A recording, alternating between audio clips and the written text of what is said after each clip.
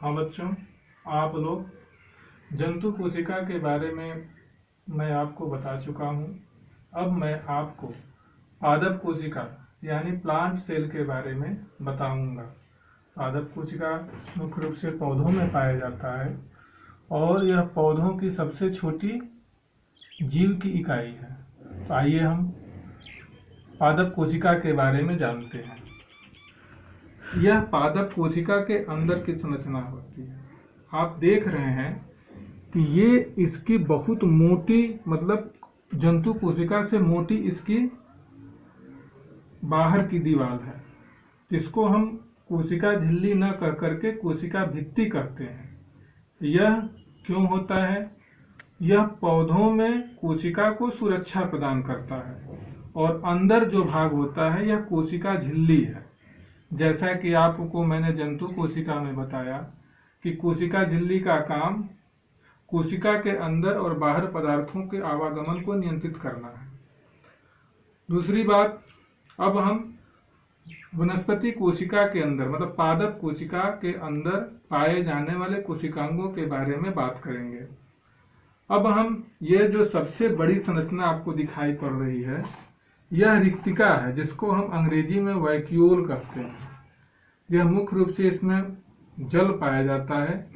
यह कोशिका के आवश्यकता अनुसार कोशिका के अंदर जल के मात्रा को नियंत्रित करता है। अब दूसरा जो सबसे उससे बड़ा पार्ट केंद्रक है, इसको हम केंद्रक कहते हैं। आप जानते हैं कि जंतु कोशिका के बीच में केंद्रक पाया जाता है, जबकि जो पादप कोशिका के किनारे परिधि की ओर केंद्रक पाया जाता है। पादप कोशिका में केंद्रक का भी वही काम है जो जंतु कोशिका में केंद्रक का काम है, मतलब पूरे कोशिका के सारे क्रियाकलापों को, कार्य को नियंत्रित करना और कोशिका विभाजन में इसका मुख्य रूप से इसका सहयोग प्रदान करना है।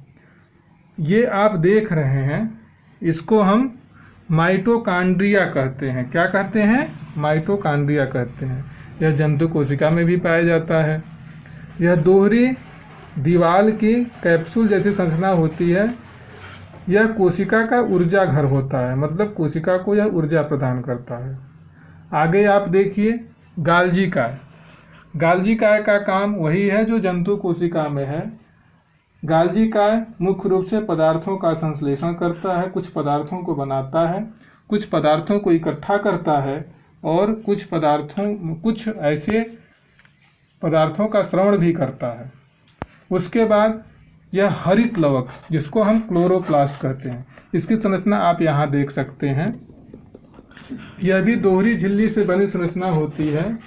क्लोरोप्लास्ट का मुख्य कार्य प्रकाश संश्लेषण में योगदान देना होता है, प्रकाश संश्लेषण करना होता है। क्लोरोप्लास्ट में मुख्य रूप से छोटे छोटे जो आप देख रहे हैं थैलाकॉइड होते हैं। ये जो थैलाकॉइड होते हैं, ये क्या करते हैं, इसके अंदर क्लोरोफिल होता है और जो क्लोरोफिल का काम आप जानते हैं कि क्लोरोफिल का काम पौधों के भोजन को बनाना, मतलब प्रकाश संश्लेषण की क्रिया करना है। अब आगे हम बात करते हैं अंतर प्रदब्बी जालिका, जिसको हम अंग्रेजी में एंडोप्लाज्मिक रेटिकुलम कहते हैं। ये रंगीन संरचना आप देख रहे हैं, ये राइबोसोम है। क्या है? राइबोसोम। जैसा कि आप लोगों ने पढ़ा है कि राइबोसोम का काम प्रोटीन का निर्माण करना, प्रोटीन का संश्लेषण करना है। ठीक है बच्चों। और इसके अंदर जो पाई जाने वाली जो द्रव होती है, इसको हम कोशिका द्रव्य कहते हैं। क्या कहते हैं? कोशिका द्रव्य कहते हैं। तो जंतु कोशिका पादप कोशिका से जंतु कोशिका किस प्रकार भिन्न है? पादप कोशिका में हरित लवक पाया जाता है, इसकी कोशिका भित्ति मोटी होती है। ठीक है। और मुख्य रूप से ये अंतर पाया जाता है, जबकि जंतु कोशिका में तारक काय पाया जाता है और उसमें जो कोशिका भित्ति उसमें नहीं होती, उसमें केवल कोशिका झिल्ली होती है। तो ये बच्चों प्लांट सेल यानी पादप कोशिका के अंदर की संरचना आप लोगों ने पढ़ा। आप लोगों को पता चल गया होगा कि पादप कोशिका का क्या क्या काम है।